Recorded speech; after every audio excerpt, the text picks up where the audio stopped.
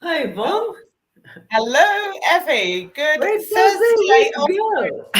I know. Isn't it just like the weirdest thing? I almost feel like this almost feels like 2 days from the last one. And it's like Absolutely. a full week. That's how quickly these days and weeks, which is a wonderful thing in terms of they're being filled with joyful stuff. But actually also a little bit like, well, hold on a moment, because before I know it, Christmas will be knocking on my door and I'm not ready for that yet. So here we have it. I know 2025 is almost here with us, and it's Yes. crazy, isn't it? It But really is. It as really long as is. we're having fun, it's okay. Yes. Key, having fun. Um, to anyone who's there who's watching us live, hi. We hope that you are well, and you're joining us this week for the final saboteur pattern that we're going to be covering, which is all about the hyper rational. Um, Juicy. Well, they're all juicy. They're all juicy in their own rights. But again, hyper rational for me, no, it was really low on my list. And I think the same for you, Evie. But Yes, people will think we're not rational, Yvonne, but we are rational. We're not hyper rational. not hyper rational. Yes, and I think that's always the thing, isn't it? That the language is that yes, it can be very rational, just not hyper rational, and always having that distinction between. The minute you have the hyper in front, it's telling you a very different story than the actual word itself, the rational part of that. So, with that being said, Evie, do you want to kickstart the conversation with hyper rational? Well, because it's not really something that I'm very familiar with. It's always like quite tricky. But I have people in my inner circle, and also, some clients that they are hyper rational, especially, like people that are in high places. Usually, they are very much caught up in this detail of like.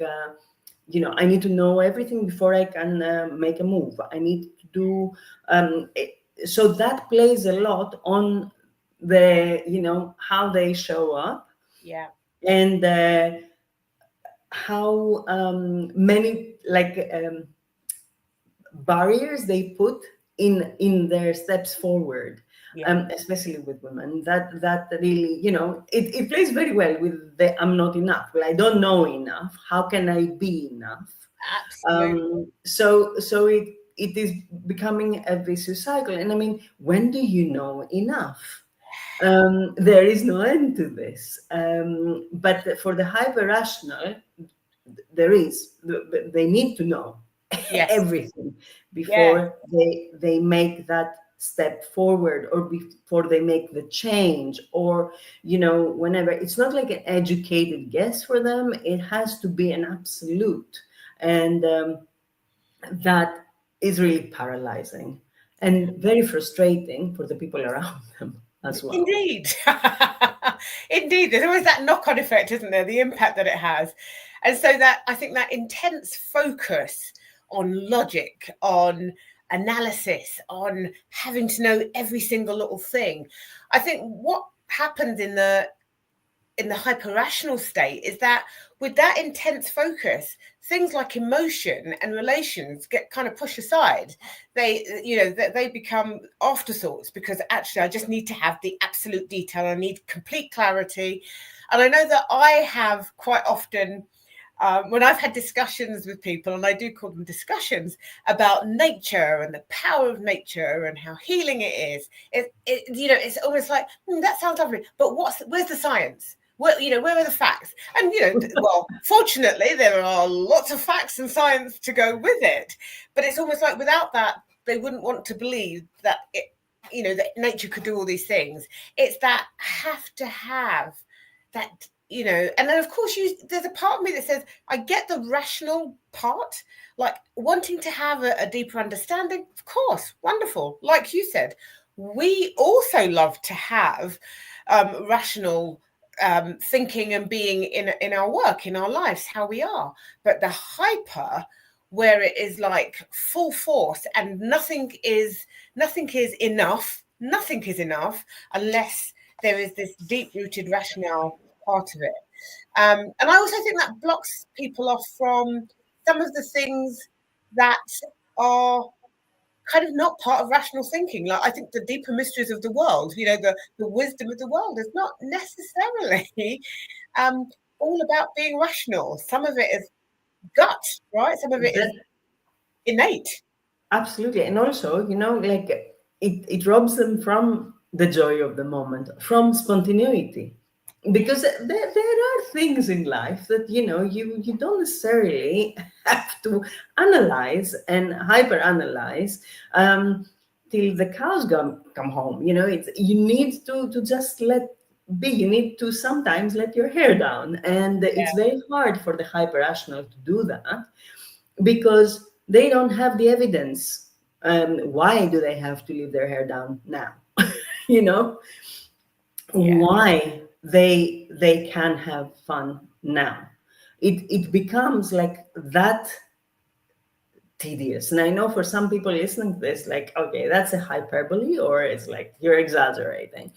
Well, wait until you meet a proper hyper rational tell you whether I am exaggerating or not. So because that's how important for them it is to go over and over and over again with the evidence and make sure that they not only they have the evidence from others, but have the evidence from various sources, that they believe different things, so they can get the absolute evidence response to whatever they want to proceed with. Yes. So it can get crazy. The need for evidence, and a lot of it. And I think, interestingly, as I kind of think of the interplay between different saboteurs, is like you can see how the hyper rational becomes perhaps a real challenger for somebody who is like the people pleaser. So that much more who underneath the people pleasing is very empathetic, really cares about people, whereas the hyper rational is just like, that is not important, because we just need to talk about the facts of the situation, and we need evidence, and we need proof, and we need. So you can see how these saboteurs could really rub each other the wrong way. The dynamics in those conversations, and an understanding that these two patterns can really cause deep clashes, which is why it's so important then for us to, one, recognize that they are patterns, they are not who we are. Because if we think they're who we are, then it's almost like saying, well, I don't have to do anything about it because that's just who I am and that's my makeup. But if we understand that it's a pattern, then we have to start taking responsibility and saying, what am I going to do about this pattern? Because clearly it's impacting not just perhaps my own worldview, but it's also impacting that of other people. Absolutely. But you see, this is the difficulty, is actually separating the saboteurs or the patterns from us. Because like the first thing, like when I have clients take the saboteur assessment, they come back to me. I don't know if you have noticed that. And they're like, oh, I am a hyper rational. I am a pleaser. I am a, and you're like, no, you're not. This is just the pattern you have, learned to work with. Yes. But because that's not who you are, you can, be whatever you like.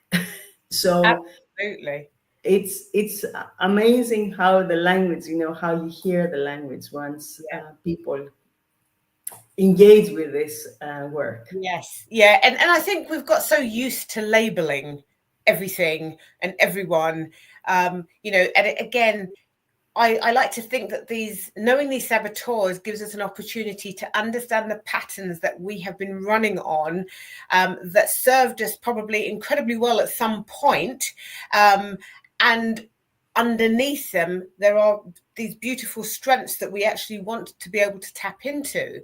But when the pattern itself is in control, is running the show, it's an issue. It's an issue because it's letting it, that pattern is the same thing that's making us feel like we're not enough, we're not worthy enough, I don't deserve. And all of those things come up through the way that we kind of are holding on to these patterns. And we're not holding on to them intentionally, they are just deeply rooted. And so for me, is being able to recognize and say, okay, it's a pattern, it's not who I am, and it served me then. How do I want it to serve me now? How do I want to tame it, shape it, put it behind that stage curtain, whatever it is, so that I can show up in a different way? Absolutely. And, in a way, we are holding on to them because they are familiar. Yes. Especially when we don't know this type of work. Like somebody talks to you about saboteurs and voices in your head, you're going to say, no, that's not happening to me. It's for somebody else, maybe. I don't know. I don't see it. But it is because they're so familiar. It is because we are feeling, like even in the worst circumstances, when they are so familiar for us, we just consider them comforting. And that's what we need to understand, that there is a discomfort in this type of conversations. Yes. Because we are now seeing things from a different perspective, trying to hold the mirror in front of us and start, peeling back layers. These are all things that take a lot of work, and it's hard work in most cases. Not like, oh, how lovely, I'm going to now get rid of, that saboteur or this saboteur. It's not happening like this. So it is a shame, but at the same time, we need to understand and be kind to ourselves, that is comforting as well. Yeah. To be within the pattern that we know. Yes. So there's nothing really wrong with us, because, like I have clients that they're like, oh my God, what is wrong with me? Why am I showing up like this? And it is important to hold the space for these people and say, no, there's nothing wrong with you.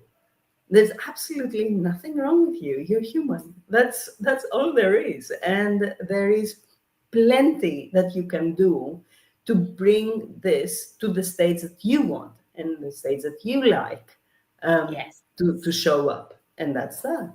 Yeah, absolutely. Yeah. And I think that's such an important part there, Evie, about saying that comfort that we have with the known. This is when we talk about the comfort zone and stepping out of the comfort zone, we tend to stay in this space and use those patterns because it's comfortable. We've been doing it for so long. It's what we know. Even if we feel like this is icky and I don't want to operate this way anymore, even then, even when you're making the decision to step out of those patterns, like I am definitely going to do some work, and it still feels a bit messy and uncomfortable because you're shedding something that you have been wearing like a coat for so long. This coat that fits, and I'm all really comfortable and snug in it. Even though you want to take it off, it takes some work. And that's really the whole point of building the mental muscles, building the mental fitness that allows you to let go in a state of comfort, because it's the work that you do on a daily basis, right, that gets you to where you want to go. You never, or to my knowledge, I don't think we ever get rid of every saboteur and suddenly I'm completely saboteur free. The saboteur will always find a way to pop its head up in situations, right? Especially if you have got your back against the wall, or it will just react. There is that thing that will just come up. However, the more we get to understand and know the saboteurs, our own as well as other people, because we're constantly communicating, so we need to be aware of what's going on for other people as well, the better things get. And I think that, in fact, some of my biggest learnings with the saboteur is, what's the rub? When my saboteur is playing up, what am I doing to the other person that I'm talking to? Which of their saboteurs is now thinking, oh, I'm having none of that, and coming out, and now we're locking horns? It's really I find it exciting to learn and to see and to watch it play out, because it also teaches you to, well, I need to be able to communicate people in a much more effective way. I want to be in my sage when I'm communicating with people. I don't want to be in saboteur mode, because I understand the impact of that. And I think when we look at the hyper-rational, intellect is important.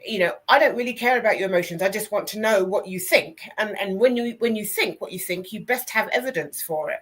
That's pretty hardcore to have to deal with. Yes, it is.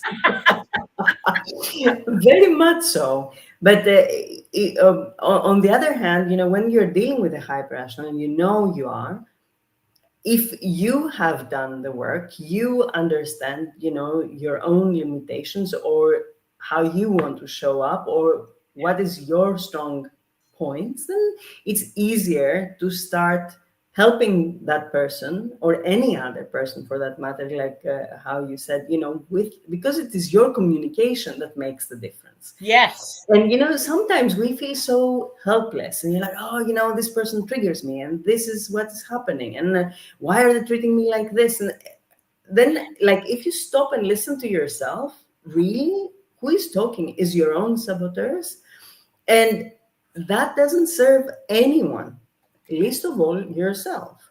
Indeed. So if you can manage this, and it doesn't have to be at the very first minute, because at the end of the day, I know I get triggered all the time, even now. Yes. And I don't think I will ever stop being triggered. I'm Greek. I am fiery. I work quite a lot with, like, okay, what's happening in the minute, in the moment. It's just what I'm working with. Is it okay? This doesn't last as long as it would before I knew the work that I am doing now, and what that does to me and the others that I communicate with. Yeah. So and this is the amazing work, I think. Yeah, that is the magic, is that you very quickly realize when you've been triggered. You very quickly realize when your saboteur is at play, and then you can do something about it. When you don't know it's been triggered, how can you do anything? You can't. And so just coming back to the hyper-rational, I think that some of the biggest triggers, or some of the biggest issues for somebody who has that hyper-rational tendency, is that it really limits the depth and the flexibility of the relationships they have, because they are, whether it be work or whether it be personally, because there is this sense of, I need you to be able to think the way that I think. I need you to be in this space. And actually, if we're not hyper-rationals, then we're just not hyper-rationals, right? We may have a rationale, but we may not be hyper-rational. And so there's, for me, I think it's one of those saboteurs that has a real impact on the quality of the relationships that are possible. And we know how important relationships are, right? We know that personally, professionally, being able to communicate with people, being able to accept people as being different from us, and still being able to hold conversations and be together, is so important. It's so important. So I can really feel the kind of stickiness, the kind of messiness that kind of goes with being hyper-rational. But let us not forget that in every saboteur there lies beautiful strengths. Absolutely. There lies beautiful strengths. And so with the hyper-rational, that they have this capability of really deep insight and understanding through objective analysis. That's an absolute strength. And if you were thinking about a team, in the workplace, you would absolutely treasure that strength. That would be a really important strength to have. 100%. Very observant, perceptive. Again, fantastic to be able to have this. And yet it's just understanding that when these strengths are overplayed, they have a very different look and feel. And they have a very different impact on others. 100%, 100%. But that's the thing. And with all of the saboteurs, I think we need to really, when we know who we are at, or what they are at any given time, because as we have said before, they're not always the same, and they don't necessarily show up the same way in different times of our lives. We need to, if we know what their strengths are, we can like put more weight there and use them. And in essence, that is like our sage saying, okay, come out and play, but we have this particular things that we want from you, and let's have them. And with the hyper rational, I mean, their attention to detail is amazing, and for some professions this is great. It's a fantastic attribute to have, and you can't discount that. Also, like they can be, as long as they have like all the facts and everything, they can be very, very strong team players. So these are things that are good to see and celebrate at the end of the day, because we cannot just point fingers. It's not nice. Well, of course, which is what we have been taking the time to do, is making sure that we get to see the strengths underneath the behaviors that aren't serving well for in this particular saboteur. And I think, again, the hyper rational, if you think about the hyper rational, that need for detail, that you can see where it would be completely beneficial. If that person wanted to become an expert in a field, they would absolutely become the expert in the field, because they would do the due diligence and make that happen when they're working from their strengths. The thing is, if they then go into the hyper rational mode, then that becomes a very different experience, because then they'll start dismissing people, dismissing things, and then then they're not really operating from the sage self. That's something quite different.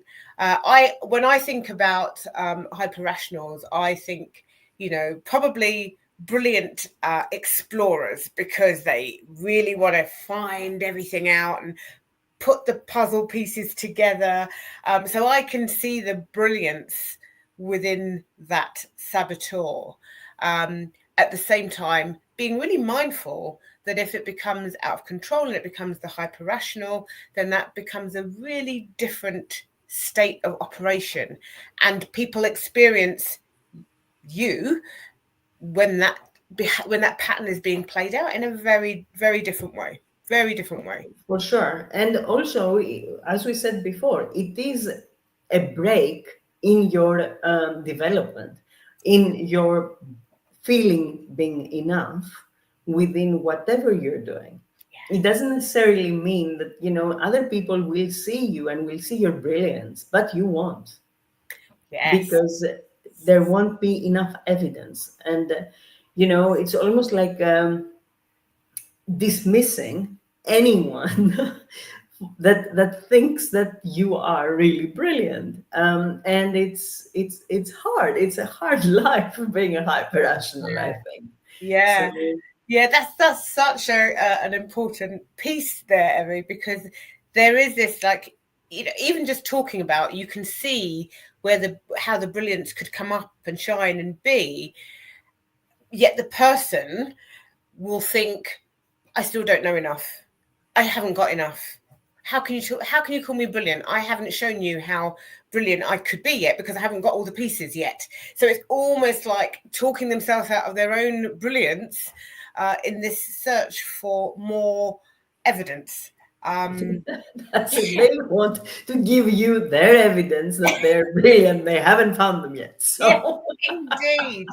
And it's so interesting, because when you're talking, then you start, there's a couple of people that are now just coming to mind, and I can almost hear the conversations that they probably have with themselves, and they are not kind conversations, but the sorts of things that they probably tell themselves, even as people who are celebrated in their fields, in the things that they do, that, you know, other people are like, wow, amazing, and yet they are not seeing, thinking, or feeling that within themselves.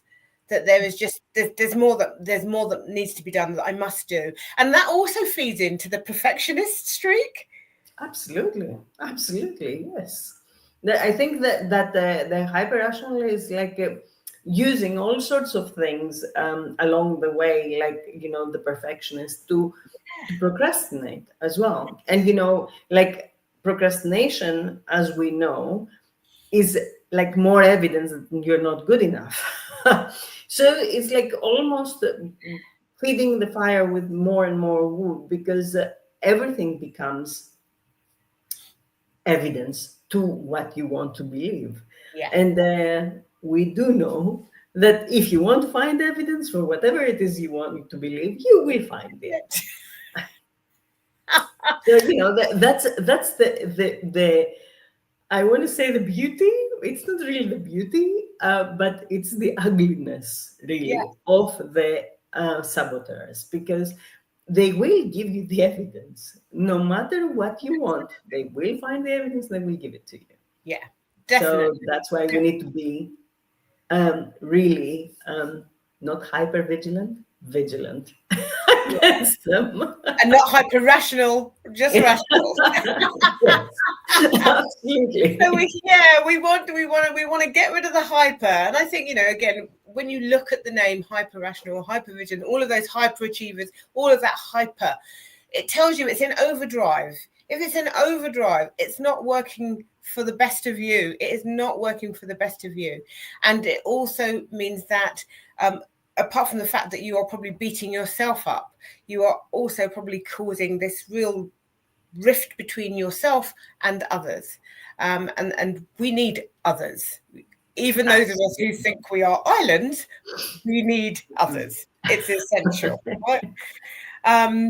So yeah, I think that's it for the hyper rational from my perspective. And I just feel that there is just an opportunity, as we look at all the different saboteurs, to be able to remember that there is beauty underneath all of the behaviors that do not serve. There is beauty, there is strength, there is brilliance, and those things come through when we start to operate from the sage perspective, and we take on the sage ways of being, and we start to dial down and quieten down all these saboteurs. They don't have to completely disappear. Really, it's about the balance. If the sage is high, the saboteurs are lower. It just means they appear less frequently, or like you said, Evie, they may react in a situation, but you very quickly notice it and think, okay, that's not okay. That's not how I want to show up. This is not how I want to be in this discussion. I need to address that. And that I love, because I think there's something about that talks about our ability to, one, be vulnerable and say, I didn't want to say, that's not what I meant. Or, you know, we can really be apologetic with knowing that we've jumped in, and be able to come back from that. And that for me is a really beautiful thing to be able to do. That's a strength, actually. And, you know, I invite anyone to go ahead and do that, just to test it, because I mean, I have seen it in real life and real like moment. The moment when you have decided that you're going to get into a conversation because you're triggered in a specific way, that it changes the whole thing. I mean, from being really like upsetting and confrontational to something that is like, okay, like we have things to talk about. We can discuss this. Yes. And it changes in seconds. I could not believe it. But yeah, it's just amazing. It's powerful. It's you suddenly realize the power of calm, the power of stepping back before you say the next thing, the power of apology, the power of owning and being responsible when you have said something that was, this is not about right, wrong, true, not true, but you said something that actually I could have done better with that. I could have found a much kinder way to say that, or a much more meaningful way, because maybe sometimes the things you are saying are not necessarily kind. They need to be said, but they need to be delivered in a way that doesn't activate the other person's saboteurs. Because what we have to remember is, if our saboteurs are at play, so is somebody else's. And if we're striking back with our saboteurs, so is somebody else's. And so this can just keep going, right? And all out war breaks, because our saboteurs are just like wanting to get the one up. At some point, somebody has to be able to say, whoa, this is going to places it doesn't need to. And I want to be able to bring this back. I want to be able to do that. I want to be responsible and do that. And that is, like very important to know and understand, especially for very personal relationships with parents, with siblings, because people will tell you, get rid of your toxic people from around you, whatever. I mean, okay, first of all, how many of us can actually take these steps to like point out fingers and say, you're toxic, out of my life? And the other thing is that, are there all the toxic people people that you can put distance from them? No. So when you start working like this, I believe that you are really taking responsibility of how you show up within that particular relationship, and also taking ownership on how you want this relationship to move ahead. Absolutely. Considering that you want this relationship to still continue. I mean, if it is a relation to a parent or with a sibling or with a partner, you don't necessarily want them out of your life. So that's why I think it's a fantastic work to do. And I want to share something here, Yvonne, because in our work before positive intelligence, Yes. I've studied a lot, I've learned a lot, I've worked with a lot of people over the years, and there were a lot of times where I would look at myself and think, my goodness me, it's like I have no idea what, like all these things that I say to people, I cannot really embody them myself, because now I'm so triggered and I'm so like upset, and I don't want to deal with these people or whatever, like when it came to communication. It was only after positive intelligence that I actually realized that, okay, that was the pattern, the triggers, and everything that I have learned over the years have now gotten even a better value for me, not only for my clients, but for myself. So it is great to see that work in action, Yes. on yourself. Yes. Yes. It is. It's almost like, I think positive intelligence embeds all of that learning, all of that. It's like, but knowing and doing are not one and the same. I say this all the time. Yeah. If everything we knew to be good for us and brilliant and blah blah we did, what a different world we would have, right? Yes. Much less our own, little universes, right? The thing is, we know, but knowing and doing are not the same. And quite often, some of those blocks are the saboteurs, are the patterns that are running, that are stopping you to get to that other bit where like, gosh, I know that if I could be kinder, if I could be more compassionate, if I could, set boundaries, if I know that would be a blessing and a wonderful thing for me to do, but I just can't. I keep on hitting this wall. Well, the wall are your saboteurs lining up very nicely, saying, oh no, we don't want to get over there. There's something else. So this is this, for me, is the beauty of this work, is that when you start to understand that, and when you start to have breakthrough with the patterns, suddenly it's just like, oh, so I can do. I need to take small steps, and I need to make sure that I am powered up to do so. This is completely doable. Absolutely. And, the lie of the saboteur is that you cannot win this. But you can absolutely win it, because it's up to you. Yeah. It's nobody else, can do that. It's up to you. So if it is up to you, well, you can do it. Yeah. Come join us. We'll show you how. Absolutely. For sure. And I say that with no hyper rational. There is no saying that there are definite ways of us being able to fully embody all of the amazing knowledge that we have gathered along the way. And some of that ability is about being able to really identify our saboteurs, and then being able to do the work that just brings their volume right down, and it also stops them from interfering in every aspect of everything that we're trying to do. Because once we have that level of control, so now I have some control over what's going on with me, and I can bring this in, and I know when to stop, or I know when to step back, I know when to stop talking. Wow.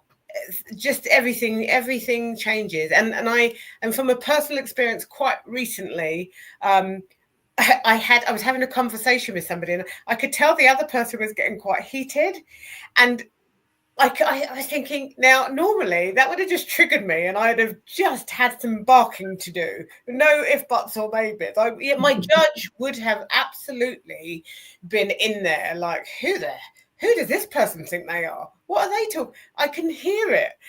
But I didn't. I just went, it's okay. Let's just calm down and let's just talk this through. And in doing that, I literally saw the other person's body just go.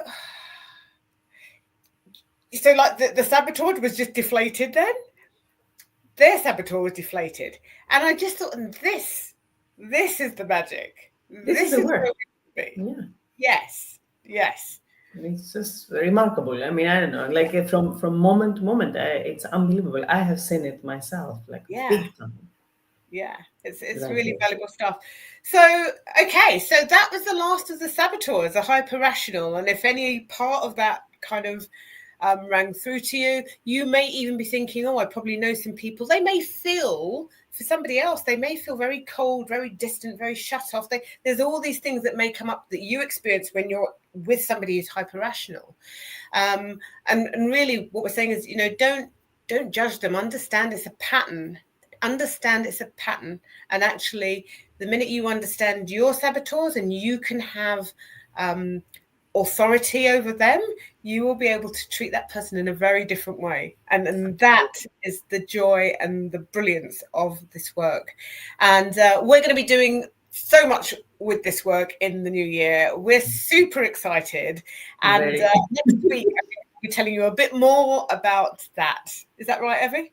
Yes, absolutely. So don't miss the next one. Yeah, don't miss the next one. So, and for those, again, who have been listening, who have left comments, who have sent us messages, thank you so much. We appreciate that you're taking time, whether it's your lunch break or otherwise, to tune in or listening later on, that we truly appreciate that. And please do stay tuned, because we are, 2025, we are going to thrive, all of us.